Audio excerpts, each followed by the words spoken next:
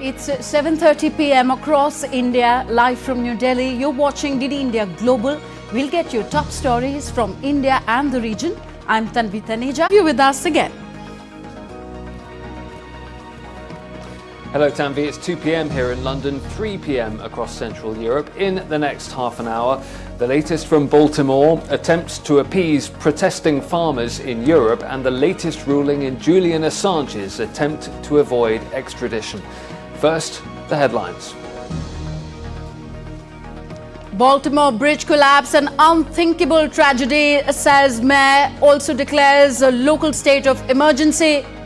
A UK specialist advisor says it is extremely unusual to have a bridge collapse caused by a ship impact. Extremely unusual to have a bridge collapse caused by a ship impact.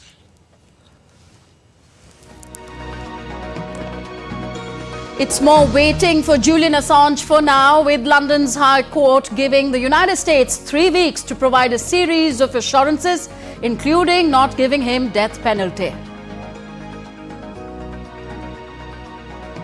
Britain summons Chinese charge d'affaires in London to set out its condemnation of alleged Chinese state-affiliated cyber activity against British democratic institutions. And India supports the Philippines in upholding its national sovereignty, says External Affairs Minister Dr. S. Jaishankar, amid the Southeast Asian nation's maritime dispute with China over the South China Sea.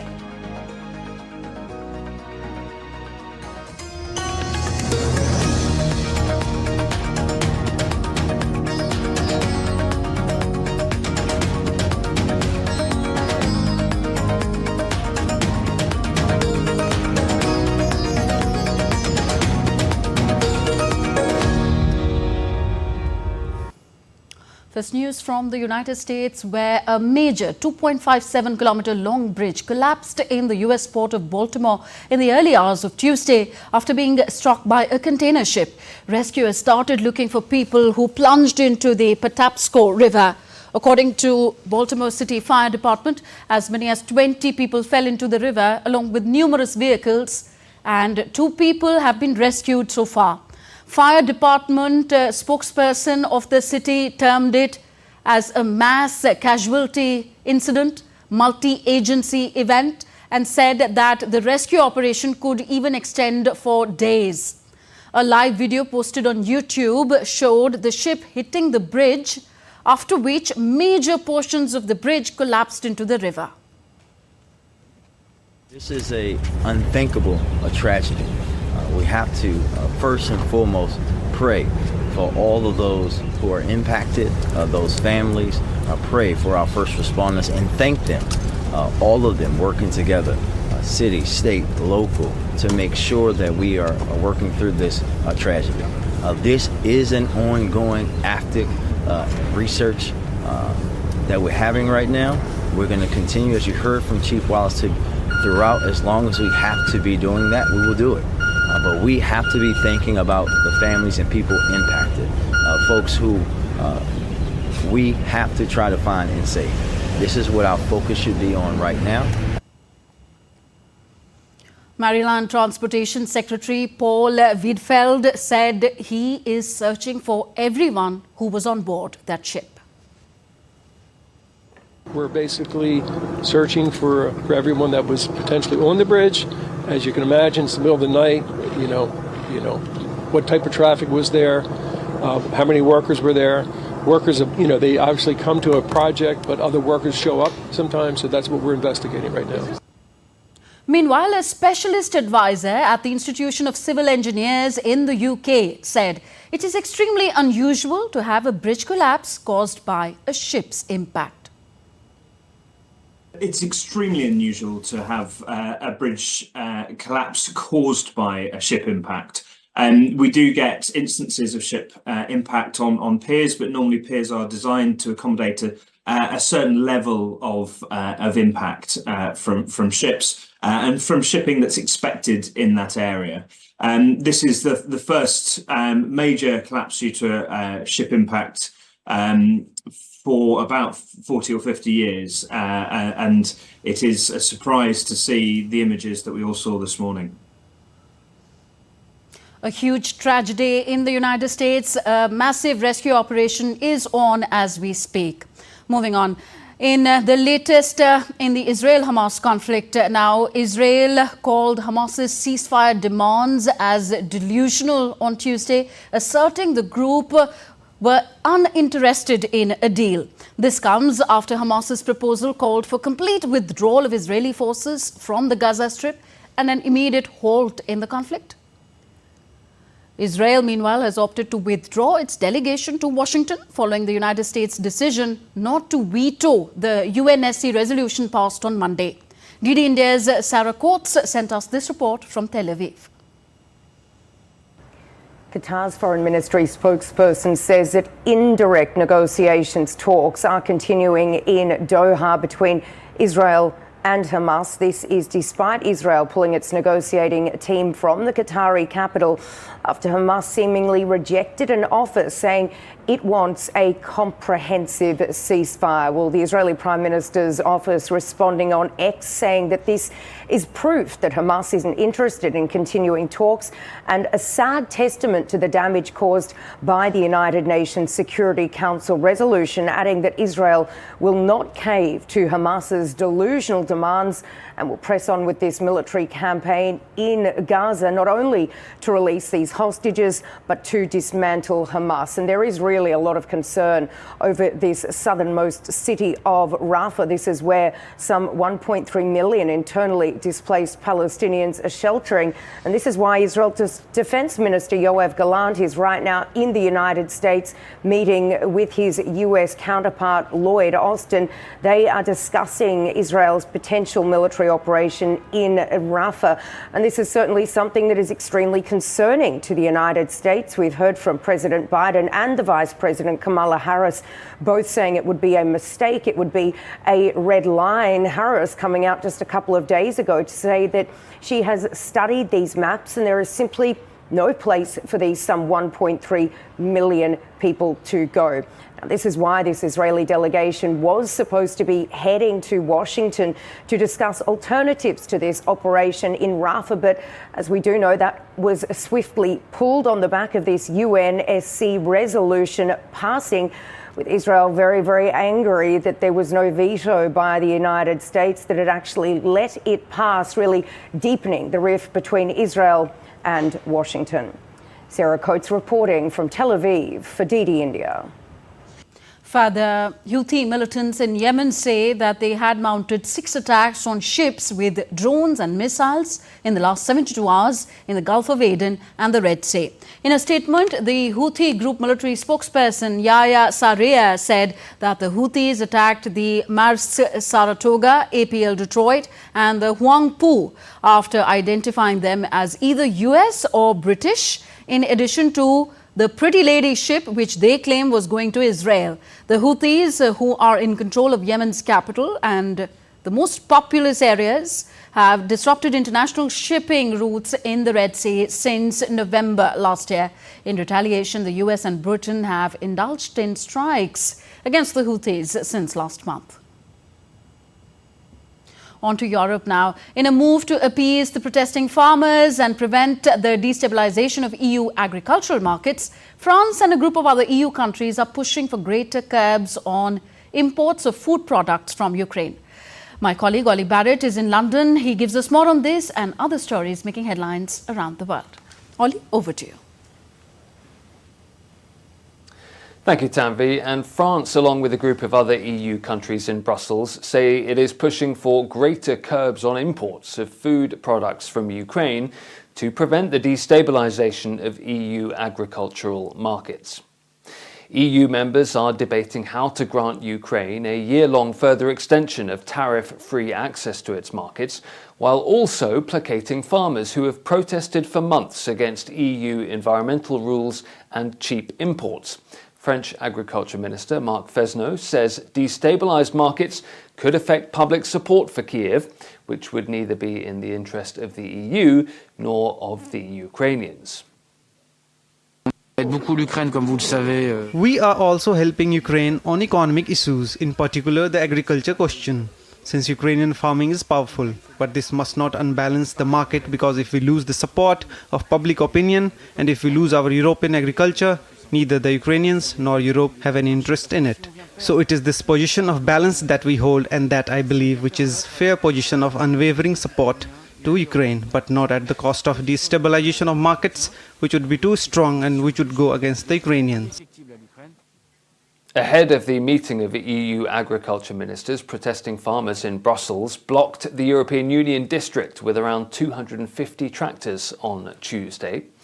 In a statement, they said progress on fair pricing had been made, but more was needed to protect and support farmers' incomes in a way that responds to current climate and environmental challenges. An eighth suspect in Friday's Moscow concert hall attack has been remanded in pre-trial custody by a Russian court on Tuesday. State news agency RIA reported that Kyrgyzstan-born Alisher Kasimov was accused of providing accommodation to the 4 Tajik men accused of carrying out the attack, in which at least 139 people died. The 4 men were remanded in custody on terrorism charges, accused of carrying out the deadliest attack in 2 decades inside Russia. 3 others, also of Tajik origin, were remanded in custody on suspicion of complicity. The Secretary of Russia's Security Council, a close ally of President Vladimir Putin, Nikolai Patrushev, claimed on Tuesday that Ukraine was behind the Moscow attack. This statement came after Russian President Vladimir Putin acknowledged on Monday that last week's deadly attack at the concert hall in Moscow was carried out by radical Islamists. He did, however, suggest that the shooting fits into a wider campaign of intimidation by Ukraine.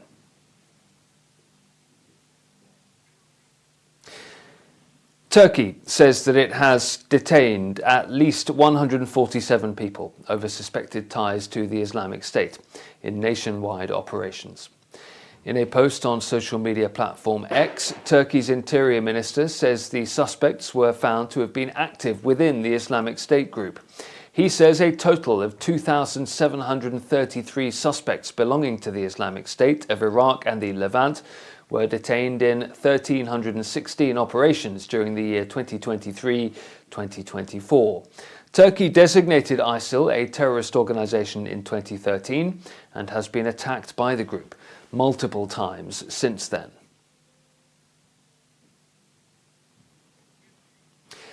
It's more waiting for Julian Assange for now, with London's High Court giving the United States 3 weeks to provide a series of assurances. If those assurances are not forthcoming, then leave to appeal will be granted to the WikiLeaks founder. US prosecutors are seeking to put Julian Assange on trial on 18 counts related to WikiLeaks' high-profile release of vast troves of confidential US military records and diplomatic cables. Julian Assange's legal battles here in Britain began in 2010. He subsequently spent 7 years holed up in Ecuador's embassy in London before he was dragged out and jailed in 2019 for breaching bail conditions. The court's decision today demonstrates just how flawed the US extradition request is. We are 5 years into this process now, 5 years in which Julian Assange has been in prison here in the UK without conviction, on remand, in relation to an extradition request that should never have been brought, and that we've seen today from the court's decision raises fundamental concerns about free speech, the First Amendment, and the risk that a journalist and publisher could be subjected to the death penalty. DD India's Stuart Smith has more. The 2 High Court judges making this decision have already spent weeks deliberating, but it seems there was more information, or at least more certainty, they needed from the United States in order to decide whether an extradition can go ahead or not. They are looking specifically for 3 pieces of information, 3 assurances from the United States. First of all, that if Julian Assange is extradited, then he can experience a fair hearing under the First Amendment to the US Constitution, the one that guarantees freedom of speech. Secondly, that his nationality, his Australian nationality, will not prejudice that hearing. And thirdly, that he will not be sentenced to death if convicted. Now, the US has 3 weeks to respond to that. If they don't respond, then the default position is Julian Assange will be entitled to that full hearing. A process that's already gone on for more than a decade could continue, and that's why this is being considered a partial victory for Julian Assange, because he is not being deported outright. But if the High Court here in London believes that those three assurances are satisfactorily made by the United States, then it would be a case of him being extradited from the UK, though what still remains is that option to appeal to the European Court of Human Rights outside the UK justice system, which is most likely his final attempt to stop extradition if UK courts decide that he can be sent to the United States. The fate of a commonly used abortion pill will be considered by the US Supreme Court in the High Court's first abortion case since it overturned the constitutional right to an abortion nearly 2 years ago. DD India's Kate Fisher reports from Washington. Well, the outcome of this case could have far-reaching consequences for access to abortion across the country, as well as potentially invite ideological challenges to other approved medications like contraception and COVID-19 vaccines. A Christian conservative medical group that opposes abortion rights, the Alliance for Hippocratic Medicine, has argued that the US's Food and Drug Administration did not adequately study the safety risks of mifepristone, and it acted unlawfully when it relaxed the rules surrounding its use. But in legal briefs, medical professionals have described the drug as among the safest medications ever approved by the FDA. Medication abortion has become increasingly common, with more than 5 million women in the US using mifepristone for abortion since its approval. 6 in 10 abortions last year were performed through medication. That's up from 53% in 2020, according to research from the Guttmacher Institute. But a ruling against the FDA would severely curtail that by cutting off access to the pill through the mail, barring telemedicine prescriptions, and reinstating a 7-week limit on its use, even in states where abortion remains legal. Though hearings start this week, the Supreme Court's not expected to issue a decision until late June or early July. And while it's unclear how it will rule, its 6-3 Conservative majority suggests that it may be inclined to uphold certain restrictions on mifepristone. In Washington, Kate Fisher reporting for DD India. That's it from me here in London. Tanvi, over to you. Thank you very much, Ollie. Ollie Barrett joining us all from London. You're watching DD India Global. Britain on Tuesday summoned the charge d'affaires of the Chinese embassy in London to set out its condemnation of alleged cyber activity from Chinese state-affiliated actors against British democratic institutions. A spokesperson for Britain's Foreign Office said in a statement that the UK government would not tolerate such threatening activity and would continue to take strong action with partners across the globe to respond. Earlier on Monday, US and British officials filed charges, imposed sanctions and accused Beijing of a sweeping cyber espionage campaign. New Zealand joined this list as well. Still to come on DD India Global. Bhutan's King Jigme Khesar Namgyal Wangchuk visits Bangladesh to mark the South Asian country's 54th Independence Day. And devils whip Catholics in El Salvador to kick off the Christian festival of Easter. The tradition highlights the universal struggle of good versus evil.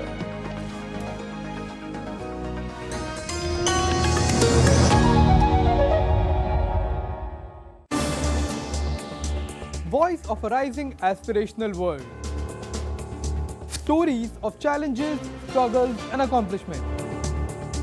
A world battling conflict, hunger and poverty. Embracing growth, development, science and technology.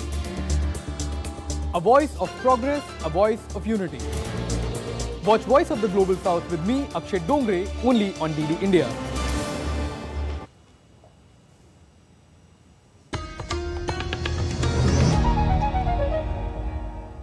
Welcome back. You're watching DD India Global. I am Tanvi Taneja. India's Prime Minister Narendra Modi had a telephonic conversation with Prime Minister of Belgium, Alexander De Croo. The Indian Prime Minister congratulated PM De Croo on the recent successful hosting of the first nuclear energy summit in Brussels. Both leaders reviewed the excellent relations between India and Belgium. They discussed ways to further strengthen the bilateral partnership in diverse sectors, including that of trade, investment, clean technologies, semiconductors, pharmaceuticals, green hydrogen, IT, defence, ports, among others. The two leaders affirmed commitment to further bolster the India-EU strategic partnership under the ongoing Belgian presidency of the Council of the European Union. India says that it supports the Philippines upholding its sovereignty, and it hopes to find new areas of cooperation such as defence and security with the nation. India's Minister of External Affairs, Dr. S. Jaishankar, on Tuesday held talks with his Filipino counterpart in Manila. For its part, the Philippines says that the two countries are exploring ways of ensuring that the Indo-Pacific stays free and peaceful. India's External Affairs Minister Dr. Subramaniam Jaishankar reiterated the country's support for upholding the sovereignty of the Philippines at a joint news conference with his Filipino counterpart, Enrique Manalo. I take this opportunity to firmly reiterate India's support to the Philippines for upholding its national sovereignty. As the world changes, it is essential that countries like India and the Philippines cooperate more closely to shape the emerging order. Underscoring new areas of cooperation such as defence and security, Minister Jaishankar said that India and the Philippines are committed to maritime security. We are both important maritime nations.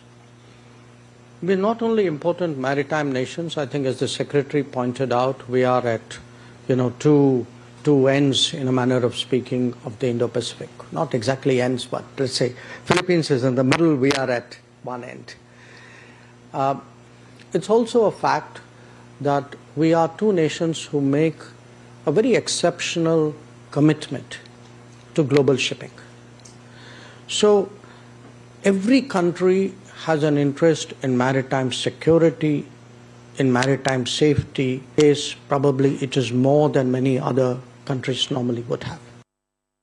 Dr. Jaishankar held a wide-ranging discussion with Secretary Manalo on advancing India-Philippines ties in political, trade and investment, infrastructure, development cooperation, education, digital technology, culture and consular domains. They also exchanged views on global, regional and multilateral issues such as the Indo-Pacific, ASEAN, West Asia, Ukraine, non-aligned movement and the United Nations. The Indian minister also called on President Ferdinand Marcos Jr. He said on X, and I quote, "Honored to call on President Marcos of the Philippines," conveyed the personal greetings of President Draupadi Murmu of India and Prime Minister Narendra Modi, valued his warm sentiments towards the India-Philippines partnership. His guidance for taking it to new areas will strengthen collaboration between the two democracies, unquote. The Indian minister also visited the Indian Coast Guard ship Samudra Peheredar during his port call to Manila. He said that his visit and the ship's presence signify the deepening India-Philippines relations. He also said that India's Act East policy and Indo-Pacific vision will continue giving the bilateral relationship a more contemporary form. The Indian minister will next travel to Malaysia as part of his tour of the Indo-Pacific. Bureau Report, DD India. And next in DD India Global, we take a look at other stories making news around the world.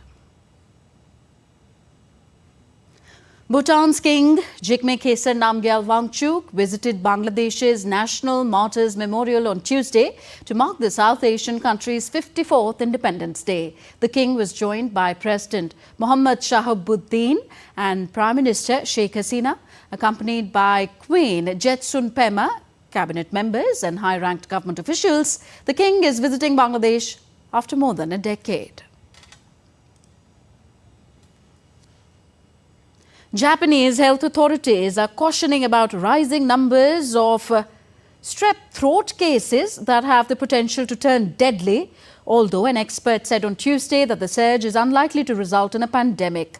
The rise in cases was reportedly behind North Korea's sudden cancellation of the World Cup qualifier football match in Japan last week. El Salvador celebrated Easter with the traditional ceremony in which men dressed as devils whip people in an event meant to highlight the universal struggle of good versus evil. Actors dressed as devils roam the streets, punishing people for their sins by lashing them. Many flock from surrounding El Salvador regions to participate in the event and get whipped to repent for their sins committed during the year.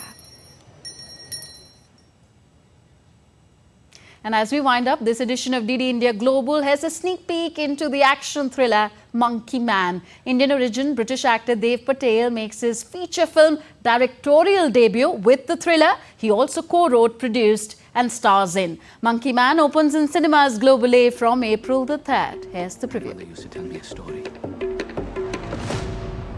of a demon king and his army. They brought fire and terror to the land, until they faced the protector of the people. That's all for this edition of DD India Global. Do let us know your thoughts on the news of the day. Connect with us on Facebook, X and Instagram at DD India Live. I'm Tanvi Taneja from my entire team in New Delhi. Thank you for watching. Namaskar.